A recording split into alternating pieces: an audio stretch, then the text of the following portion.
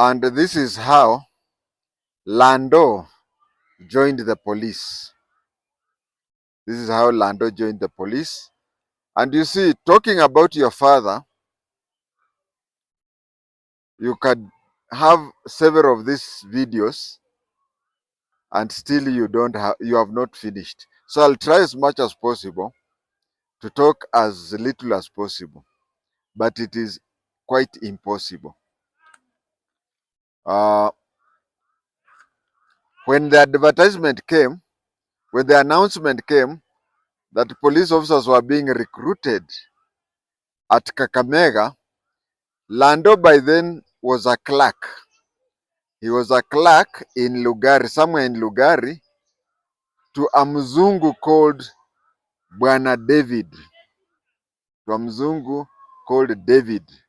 He had a second name, but you know the way the Africans mentioned names, like we have some Luyas who are called Mackenzie. These are people who are called Mackenzie. But you see the way they were pronouncing. So this Mzungu Bwana David, according to those people who know about him, know that he was called David Lichiti. Now Lichiti, of course, when you hear the, you know that Luyas are trying to pronounce. So I don't know which name they had that they mispronounced it to call it David Lichiti. So he was working there as a clerk. He used to supervise. No, he was not a supervisor. He was a clerk. Workers who were in the field had their supervisors. So a clerk was something like a senior supervisor.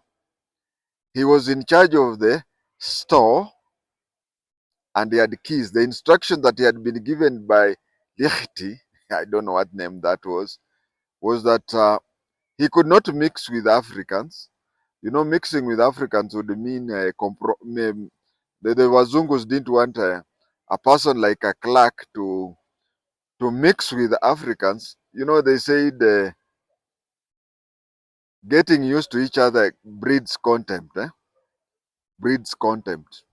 Familiarity breeds contempt. So for the Africans to fear him and hold LANDO in is it called EU?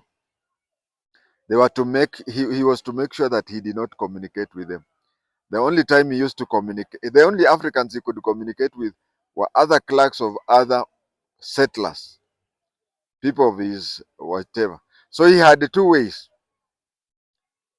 The Wazungus and Wahindis were to give him instructions, and he was to give instructions to Africans. But when it came to the Africans that he could mix with freely, they were fellow people of his rank, clerks of other places. I also wanted to tell you that you hear people when they talk about jobs, they say hapa ndio mimi nakulia posho yangu. Posho is maize. Posho is another you know, in Swahili, maize is called mahindi, but mahindi is not the proper word. The proper word for maize is posho. The word mahindi came because the type of maize that was found in Kenya was called the Indian corn. The Indian corn. You know, the Americans also called maize, they call it corn. So the kind of maize that was brought into Kenya was the Indian corn. So that is where they said they used the word mahindi, something which has got to do with Indians. But the proper word for maize in Kiswahili is posho. And that is why you see uh, the mill that they use for grinding maize, people call it posho mill. Posho mill. Posho mill is a mill to grind maize. Now, as I told you that you hear people saying, this is where I get my posho. This is what used to happen. The Africans would work. The Africans would work for 7 days. Then on Saturday is when they would meet my father. Imagine Africans meeting LANDO on Saturday. Saturday is when everybody would be paid for his week's work, and they would be paid cash. After you're paid cash, it was mandatory those days for the clerk also to issue you with maize. Whatever work you used to earn, because I can't tell how much they used to earn, but let's say, let us just say that the farm works would get 2 shillings a day. Let's just give that as an example. And the foreman Nyapara would get 5. So foreman would be given 35 shillings per week, and the farm hand would be given 14 shillings. On top of what you get, you see they used to get different salaries, but they used to get the exact amount of maize to go and use it with the family, and that is portion. So that is why you find people saying, if someone shows you his or her working place, you say, this is where I get my portion. So that is the work Lando used to give salary, give portion, give records, and so on and so forth. And he had his strict instructions that since he was like the manager or the person just below the David Recheti, the second name is will go just that way, because those who are supposed to tell us the real name are already gone. So it reached a time when it was announced that there was police recruitment in Kakamega. So he went home. There was somebody, an age mate of his, who also wanted to join the police. So they rode on a bicycle from Luandeti all the way to Kakamega. Now, for anybody who has been in that direction, imagine being, that Mteremuko, the black spot of Kaburengu. Imagine riding a bicycle for those, is it 45 kilometers? Then you add about 7. So over 50 kilometers riding. They went to Kakamega. When they went to Kakamega, both of them were rejected. Both of them were rejected. Lando was not taken. Then both of them decided not to go. They decided just to watch those who were lucky to have been taken. So as they were watching, uh, the inspector, after recruiting these people, he now wanted to write what in police is called returns. Returns is a summary of the day's work, where you write that I started. If you are a shopkeeper or a matatu conductor, let me take a matatu conductor. You say today we made 7 trips, and then the first trip we raised 500 shillings. We went to the petrol station once and bought. So I got in this, and then just a summary of your job for what you did.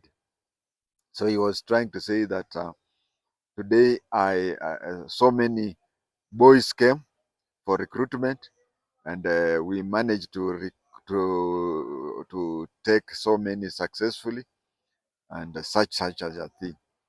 So when he was carrying the typewriter, Lando approached him. Lando approached him and talked to him in English. Now, 1955. I think it's 1955 or 54, somewhere there. In 1955, for someone who wants to be a police constable speaking English, nowadays you find even kids in pre-primary talking English, isn't it? Those days, even somebody who had completed the primary school, or even somebody who had completed Form 4, he would speak English with a broken English. Lando spoke in clear English. That impressed the inspector, where he just went there and said, "Sir, I know how to operate that." Uh, there's an he didn't use the word typewriter. I've just said it, but I'll remember. Portable, yeah, portable. He said, "Sir, I know how to operate that portable. He was shocked with the type of English, and he even was shocked that Lando, one of the recruits, even knew what he was carrying. He looked at him, the good English, and then he gave him some papers and said, "Can you apply the way someone is applying for a job? You know those things. Dear sir, my name is James Huatenge. I'm applying to join your company as a security officer." Those things, eh? Yours sincerely, James Huatenge, something like that. He gave him, and Lando started typing. The inspector, the Mzungu inspector, was impressed with the way he was typing, because he was typing like a secretary. Nowadays, I see kids when they're having their laptops when I type people. Those days, even leave alone Lando's time, even during my time, typing without looking, typing while looking at the draft and whatever, he was impressed.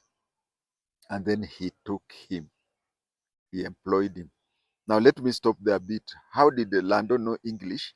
And how did Lando know how to use typewriter? My grandmother used to, there was this thing that is called child mortality. A lot of kids, she would give birth to kids and they die. They die, they die, they die. So in those days, people would say maybe two things. Maybe the relatives who are being renamed did not want to come back in the world, or that there was juju around. So two things happened. Two things happened. One, there's a prominent Luo. He was a clerk. Yes, Lando was a clerk, and he was also named after a clerk. Now, this clerk, the whole of Nyanza and Western regions were one district. You remember Northeastern was no NFD, Northern Frontier District.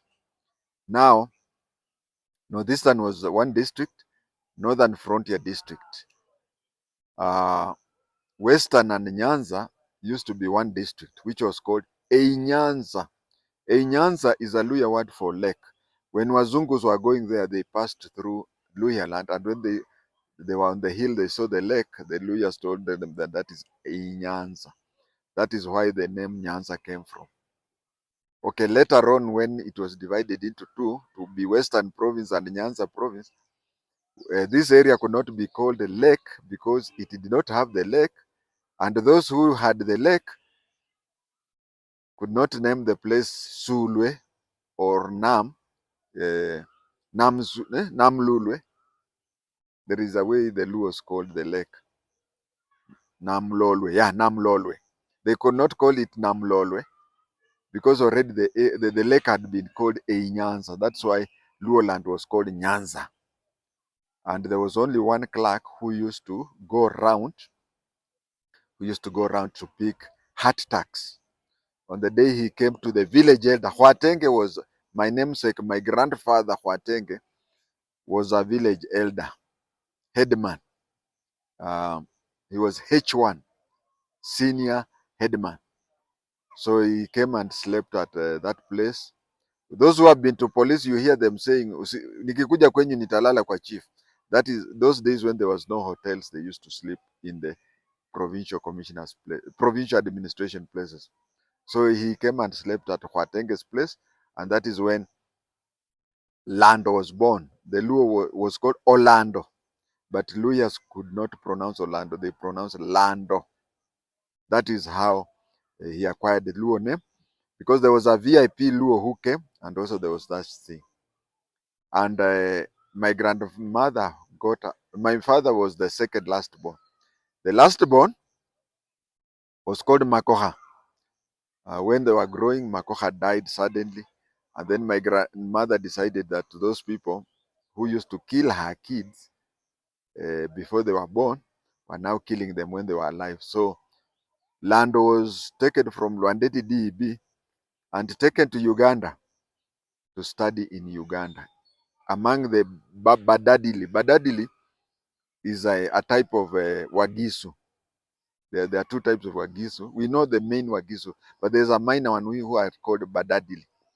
So Lando stayed with his aunt, And whenever schools closed, he used to, instead of coming to home where people will look with him, Luyas and Luos and Kisis and other tribes, we have this belief that there are some old women, evil women, some elderly women with evil eyes. Those things are still there in Kisi. You hear women with gray hair being burned, so that they look at a kid with bad eyes and the kid dies. So instead of Lando staying in Kenya to stay with them, instead of Lando staying in Kenya to be seen by evil eyes, when they closed school, he undertook a typing course in a secretarial.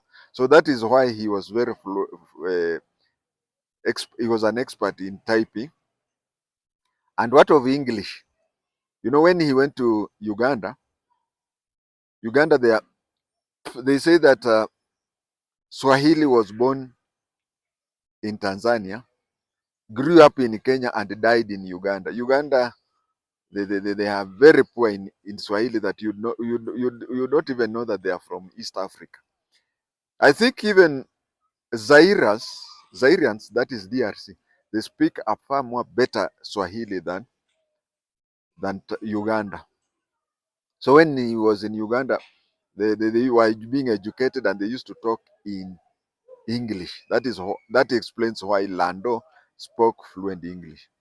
So now I've explained about typing and the good English, things that impressed the British inspector. So he was taken there and told to board the lorry. Later on, when you are recruited, you'd either be told the day you'll go to Kiganjo, or you'd be told to go to Kakamega on a day when you'll be picked to go to Kiganjo.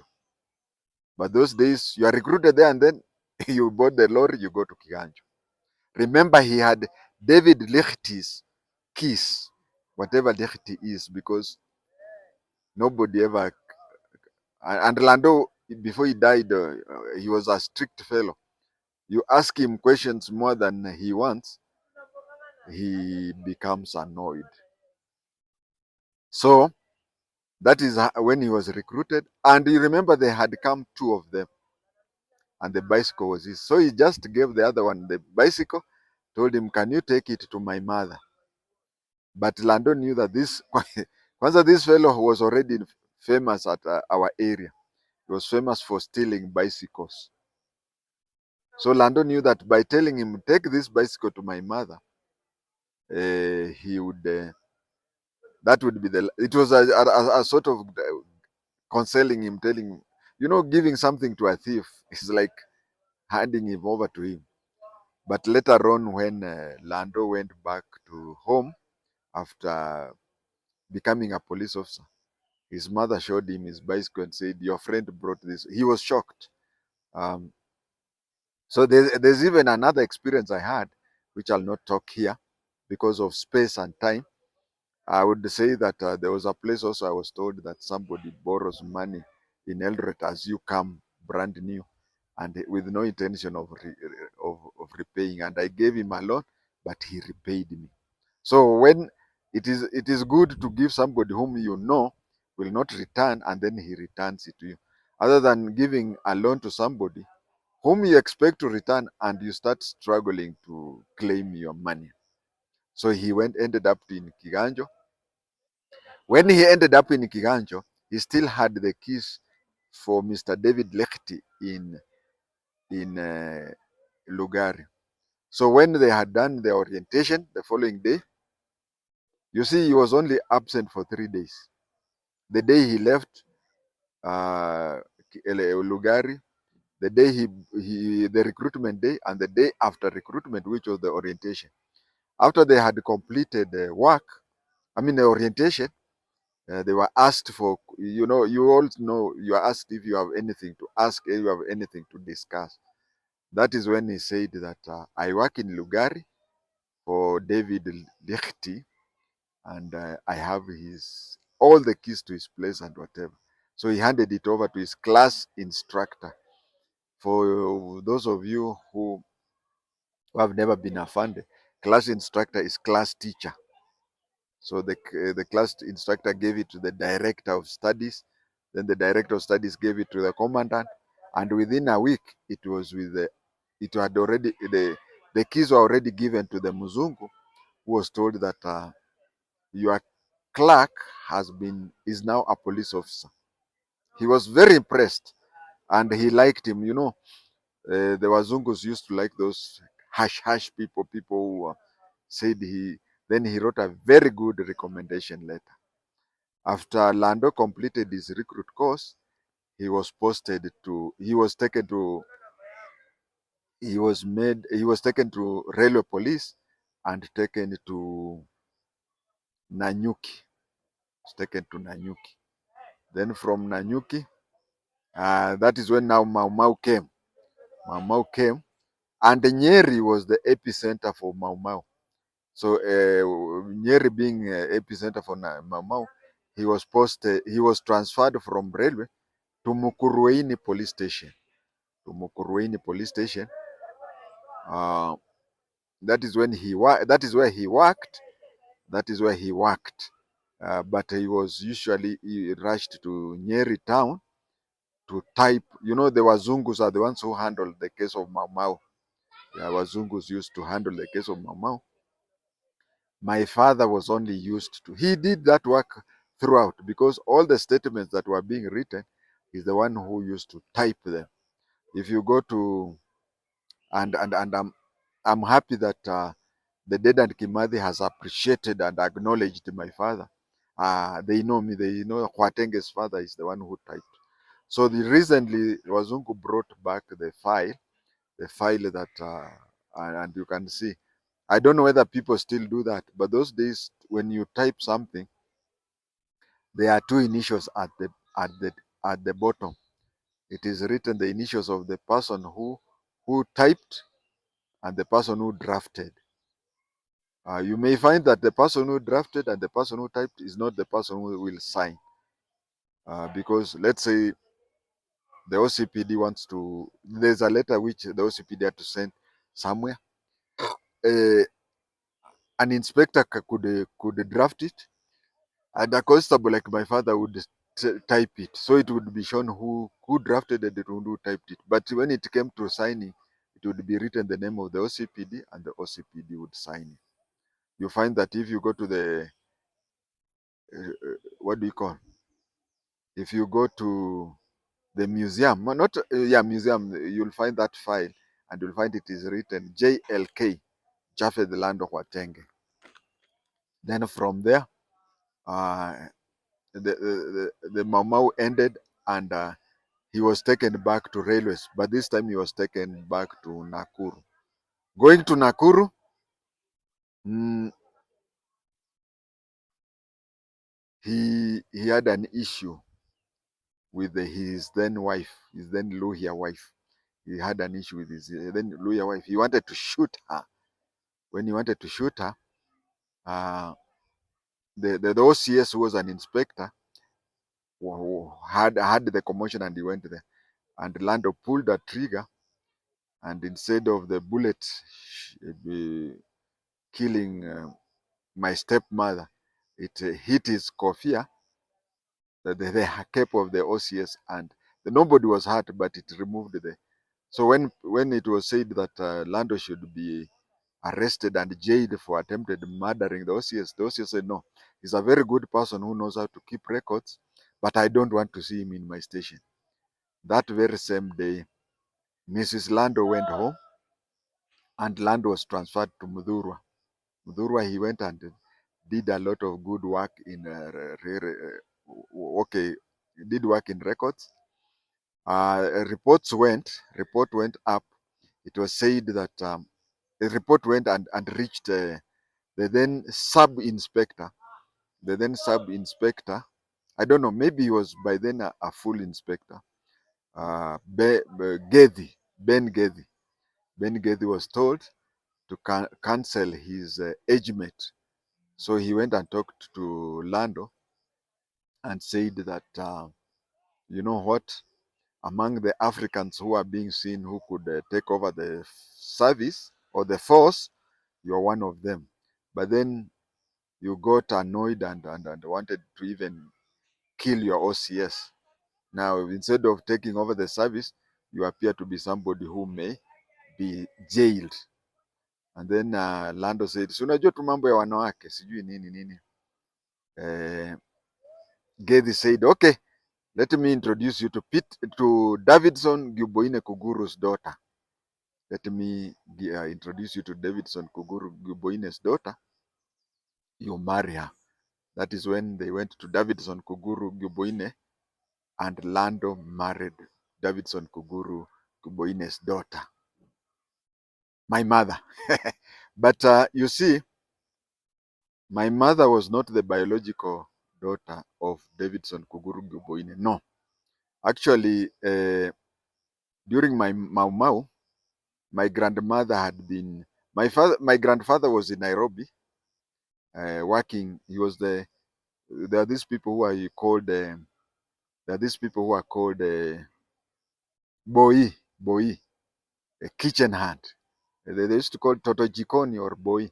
He was a Toto Jikoni or Boi to the Chief Justice next to State House.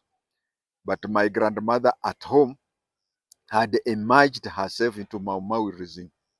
So she was very much into Mau Mau, and she was arrested.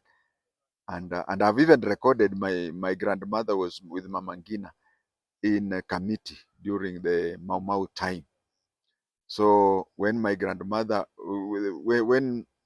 mother and her siblings were remaining only kids who could not cook or do anything, her siblings divided the kids. Each one said, our sister is now in detention for Mau Mau. Let each and everyone take a child. So each and every child was taken. Mrs. Kuguru, the mother to Peter Kuguru, is a sister to my grandmother. She died recently. She was a sister to my grandmother. So she was given my mother. Coincidentally, my mother would have been given to other relatives. But you see, they counted the number of kids and they divided them among themselves. So when Ben Gedhi, when Ben Gedhi, Hinga is the one who was Bernard. When Ben Gedhi introduced Kuguru's daughter, Giofoine Kuguru's daughter, that is, he didn't know that that is an adopted daughter. So around 1960, they got married. And then in 1961, police I don't know whether they still have it. Even my time we used to have it. I contacted several. It used to be called annual inspection. Annual inspection. So there was a time when there was an annual inspection at Railways Nairobi, 1961. There was an annual inspection in Nairobi in 1961, where they inspect if you are keeping the house in good order, if you are keeping your uniform clean and whatever. And then you do a small harambe. I mean, not harambe, you do a small parade. When you do a small parade,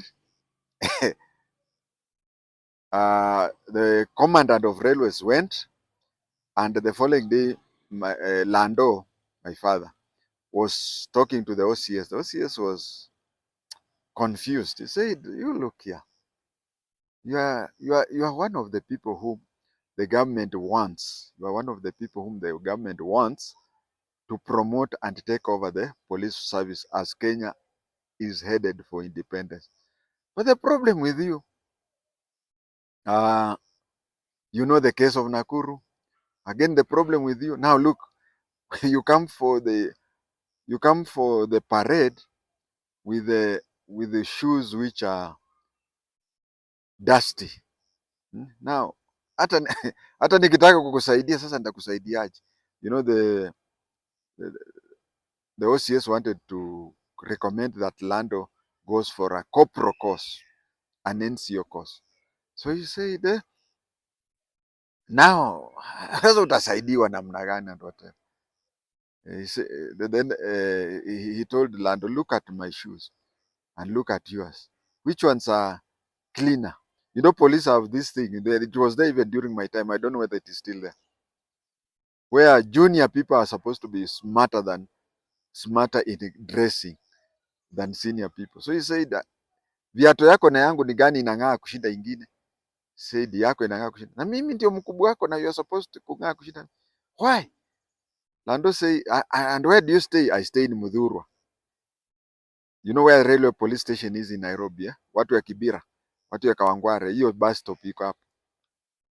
And he was asked, where do you stay? I stay in Mudhurwa. And I stay in Makongeni.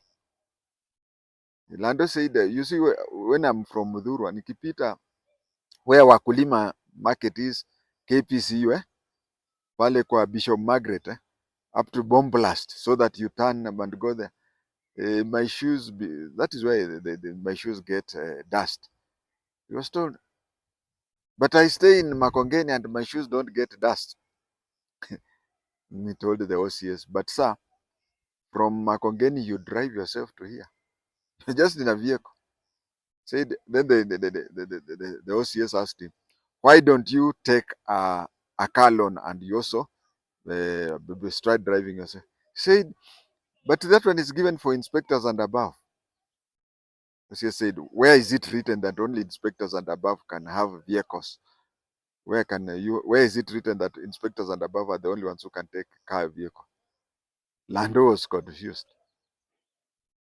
So he was told to fill in the forms to apply for a car loan. Now we'll stop there a bit. When he was told to apply, Lando was a constable, but he used to get a salary of a sergeant. I was also a constable, and I used to get the salary of a sergeant. I used to get the salary of a sergeant because a Form 4 constable used to get the salary of a corporal. A Form 6 constable used to get a salary of a sergeant.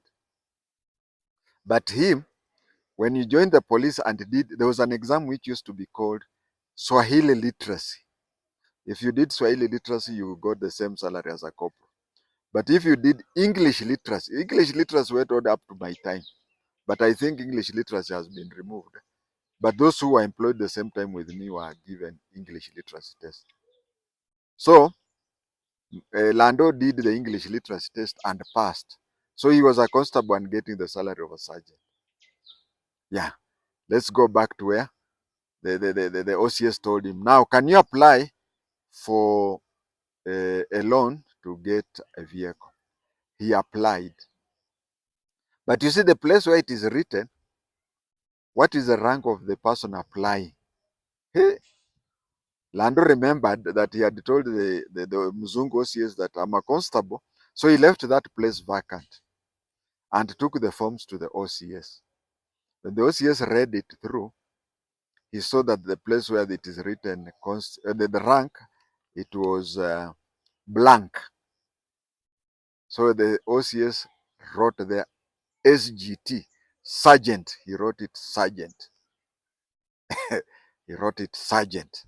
So when he wrote it as sergeant, Lando took it to the commandant railways. Commandant endorsed it, and then he was told to take it to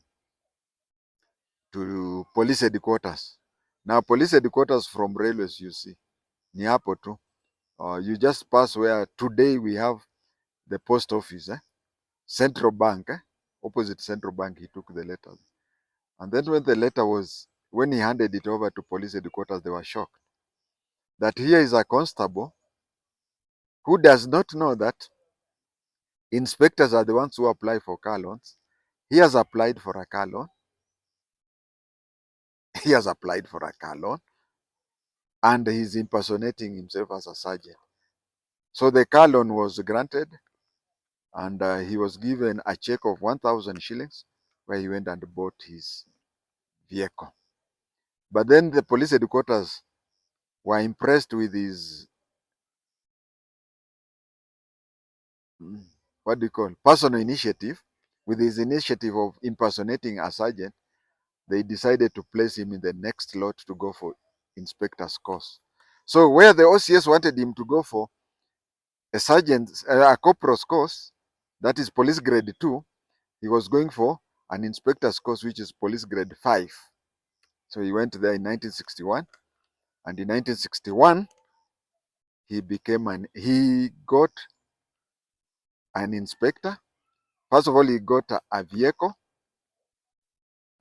2, he became an inspector. And 3, he had 2 sons, me and a step brother. Okay, let me mention the name of my step brother. After all, we, we, we are the closest friends within the family, of course. I usually call him my twin brother of another mother. Uh, his official name is Richard Juma JI-TENGE. But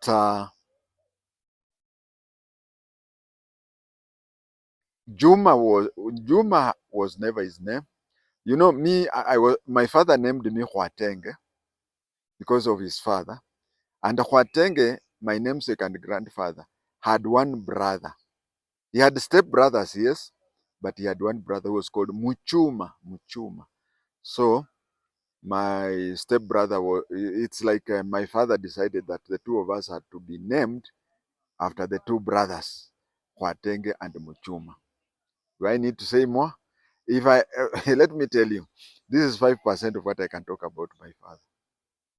Please understand.